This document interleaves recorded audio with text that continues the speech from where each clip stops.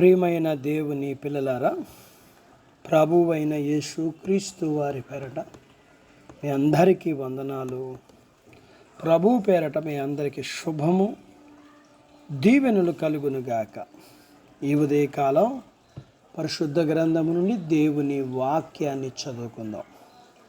యెషయా గ్రంథము 54వ అధ్యాయం 17వ వచనాన్ని చదువుకుందాం.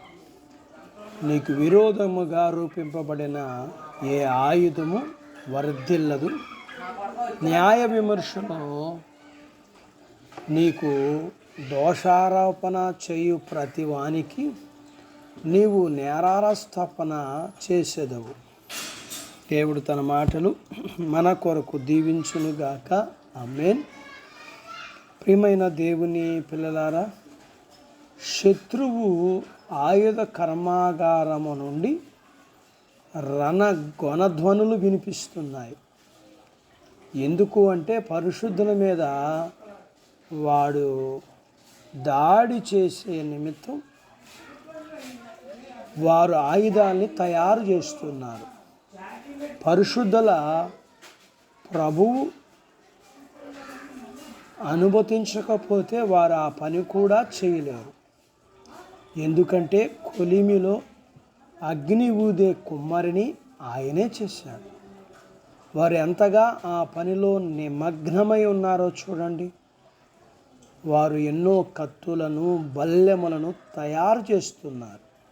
అయినప్పటికీ వారు చేసేదంతా వ్యర్థమే.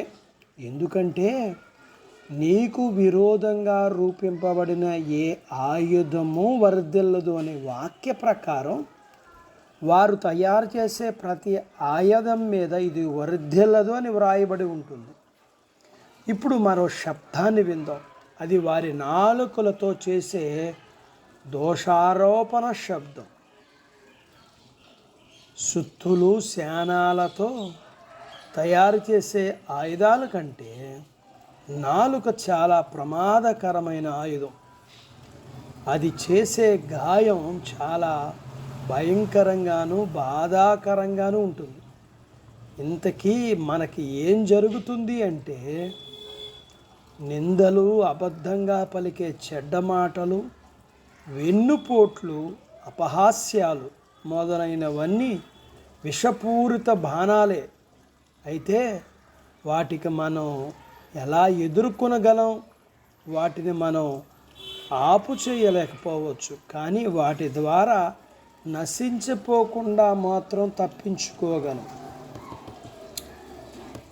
ప్రభు వాగ్దానం చేశారు, వారు మన మీద చేసే దోషారోపణలు కొద్దిసేపే, కానీ చివరికి మనమే వారిపైన శాశ్వత నేరాస్థాపన చేస్తాం. అబద్ధములు వాడే వారి నోళ్ళు మూయబడతాయి. వారు చేసే నేరారోపణలు వారి ద్వారా బాధింపబడే వారికి ఘనతగా మారతాయి. అట్టి భాగ్యత దేవుడు మనకు దయచేయునుగాక. ఆమేన్. దేవుడు తన మాటలు మన కొరకు దీవించునుగాక. ఆమేన్. ప్రార్థించుకుందాం. నాతో పాటు ఏకీభవించండి.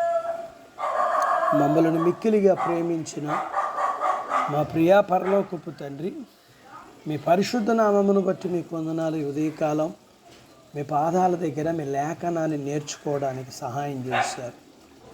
నేర్చుకున్న లేఖనపు సత్య ప్రకారం అపవాది మనుషుల యొక్క ప్రతి విధమైన బాధ నుండి మమ్మల్ని తప్పించి మాకు ఆశీర్వాదం ఇచ్చే దేవుడుగా మీకు వందనాలు చెల్లిస్తున్నాం. మీ పిల్లలను మీరు దీవించండి. చిన్న బిడ్డలను, యవనస్తులను, వృద్ధులను, స్త్రీలను, పురుషులను దీవించండి. వారి చదువులు, ఆరోగ్యాలు, ఉద్యోగ ప్రయత్నాలలో విజయాలు ఇవ్వండి. ఉద్యోగాలలో ప్రమోషన్స్ ఇవ్వండి. చేతి పనులు, వ్యాపారాలు, పొలాలు, పశువులు దీవించండి. వివాహాలు కాని వారికి అవటానికి, గర్భము లేని వారికి గర్భఫలములను, గర్భఫలములు కలిగిన వారికి సుఖమైన ప్రసూతి అయిన తల్లి పిల్లలకు ఆరోగ్యాలు ఇమ్మని, మీ పిల్లల్ని మీరు దీవించమని, మీ పిల్లల అవసరాతలు, సమస్యలు, బలహీనతలు, రుణాల నుంచి విడిపించి మీ పిల్లల్ని దీవించమని యేసు ప్రభు వారి పేరట స్తుతించి ప్రార్థించి అడిగినవనియు పొందుకొని ఉన్నాము తండ్రి. ఆమెన్. దేవుడు మిమ్మల్ని దీవించునుగాక. ఆమెన్.